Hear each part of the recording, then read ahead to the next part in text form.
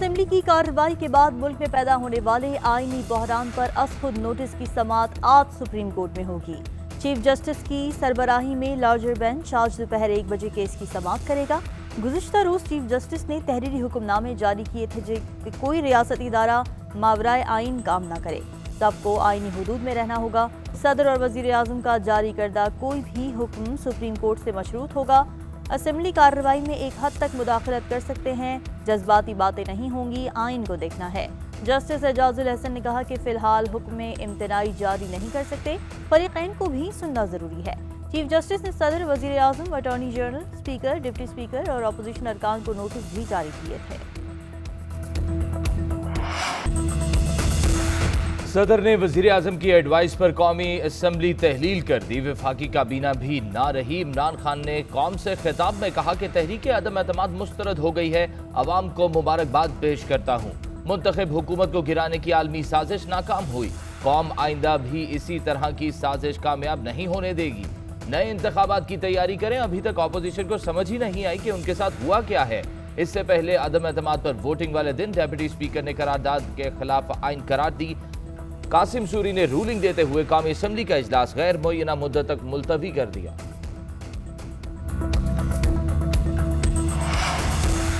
वज़ीर आज़म इमरान खान ओहदे से सुबकदोश। काबीना डिवीजन ने वज़ीर आज़म इमरान खान के सुबकदोश होने का नोटिफिकेशन जारी कर दिया। सदर मुमलिकत आरिफ अलवी का अपने ट्वीट में कहना है कि आइन के आर्टिकल 224A की शेख 4 के तहत निगरान वज़ीर आज़म के आने तक इमरान खान अपनी जिम्मेदारियां निभाएंगे।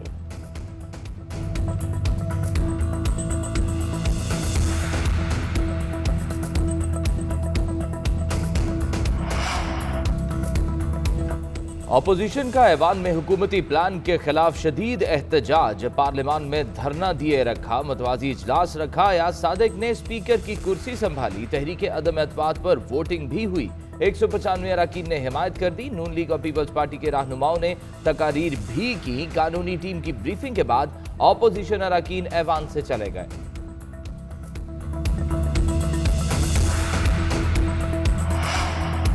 इमरान खान और कासिम सूरी पर आर्टिकल 6 लगेगा। इमरान और इसके हवारी जमहूरियत का पौधा मस्ख करना चाहते हैं। शहबाज शरीफ कहते हैं इमरान खान वजीर आजम ही नहीं रहे तो असेंबली कैसे तोड़ सकते हैं।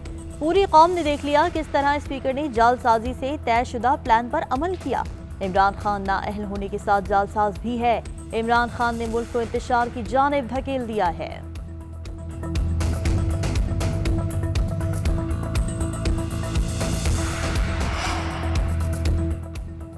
इमरान अपनी विकेटें उखाड़ कर ले गए हैं। ये कहता है खेलेंगे ना खेलने देंगे। स्पीकर साहब ने गैर आईनी काम किया है और पाकिस्तान का आइन तोड़ा है।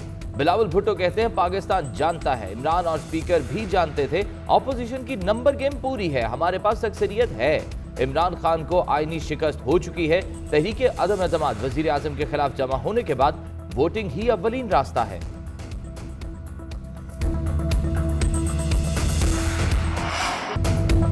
अदालत स्पीकर की रूलिंग चैलेंज नहीं कर सकती। फवाद चौधरी कहते हैं अदालत कार्रवाई में मुदाखलत नहीं करेगी। साजिशी खत की बुनियाद पर हुकूमत नहीं गिर सकती। हिम्मत है तो इलेक्शन में आकर मुकाबला करो। आर्टिकल 58 के तहत असेंबलियां तोड़ना वजीर आजम का इख्तियार है। हर चीज आइन के मुताबिक चल रही है। मुल्क में मार्शल लॉ का कोई इम्कान नहीं।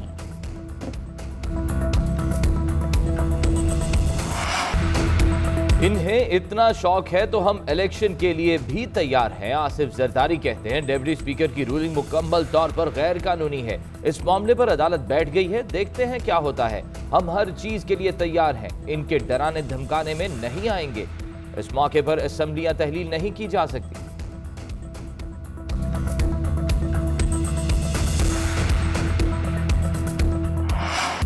इमरान खान अपनी जहनी हालत की वजह से वजीर आजम नहीं रह सकता। मौलाना फजलुर रहमान कहते हैं आर्टिकल 5 का सहारा लेकर आइन की ही धज्जियां उड़ा दी गईं।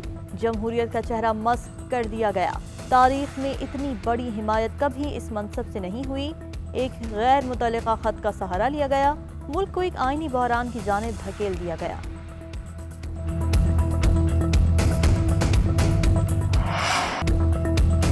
ऑपोजिशन अपनी मौत आप मर गई। शेख रशीद कहते हैं कि ऑपोजिशन ने इमरान खान को हीरो बना दिया, भारत में सफ़े मातम बिछ गई। भारतीय चैनल्स का ख्याल था अब इनके बिजनेस पार्टनर्स आ जाएंगे।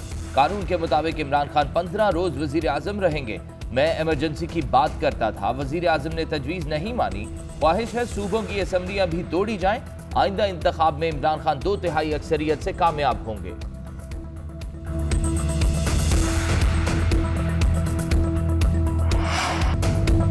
अदालत स्पीकर की रूलिंग चैलेंज नहीं कर सकती। फवाद चौधरी कहते हैं अदालत कार्रवाई में मुदाखलत नहीं करेगी।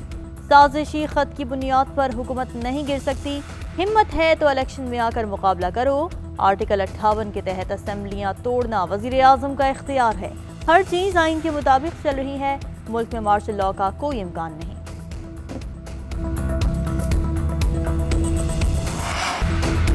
इन्हें इतना शौक है तो हम इलेक्शन के लिए भी तैयार हैं। आसिफ जरदारी कहते हैं डिप्टी स्पीकर की रूलिंग मुकम्मल तौर पर गैर कानूनी है। इस मामले पर अदालत बैठ गई है, देखते हैं क्या होता है। हम हर चीज के लिए तैयार हैं, इनके डराने धमकाने में नहीं आएंगे।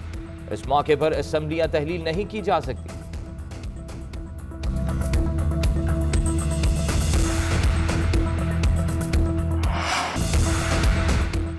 पंजाब असेंबली में बदतरीन हंगामा, अराकीन गुत्थम गुत्था, खवातीन अराकीन भी खूब लड़ी। डिप्टी स्पीकर ने एहतजाज के बायस इजलास 6 अप्रैल तक मुलतवी कर दिया।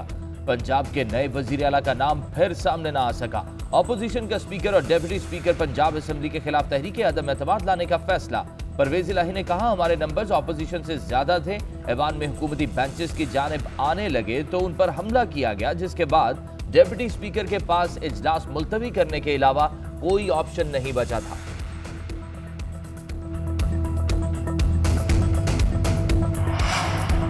ऑपोजिशन ने बरतरी साबित कर दी। इमरान नियाजी भाग गया। हमजा शहबाज कहते हैं इस नाकाम शख्स ने खुद मुल्क के खिलाफ साजिश की। यूरोपीय यूनियन को धमकियां देकर ये ताल्लुकात की खराबी चाहता है। इनका यौम एहतसाब जरूरी हो गया। मुत्तहदा ऑपोजिशन विफाक और सूबे में भी मुत्तहद है। पंजाब असेंबली में हमारे 200 अरकान मौजूद थे। हमने एहतजाज किया तो असेंबली की लाइटें और पानी बंद कर दिया गया।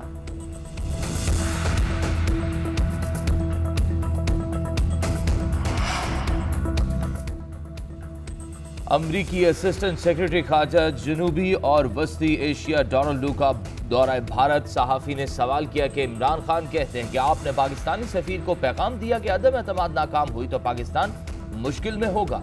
डोनाल्ड लू ने जवाब दिया कि पाकिस्तान में सूरत हाल देख रहे हैं। पाकिस्तान में आईनी और कानूनी अमल की हिमायत और एहतराम करते हैं। क्या आपकी पाकिस्तानी सफीर से इस हवाले से कोई बातचीत हुई? सहाफ़ी का सवाल। इस सवाल के जवाब में आपको इतना ही बता सकता हूं, डोनाल्ड लू का जवाब।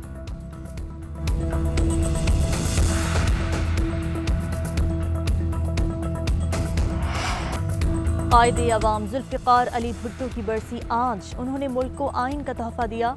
अवामी अंदाज की वजह से खासी मकबूलियत समेटी। जुल्फ़िकार अली भुट्टो को 1979 को जनरल ज़िया के दौरे इख्तिदार में तख्ता-ए-दार पर चढ़ा दिया गया था।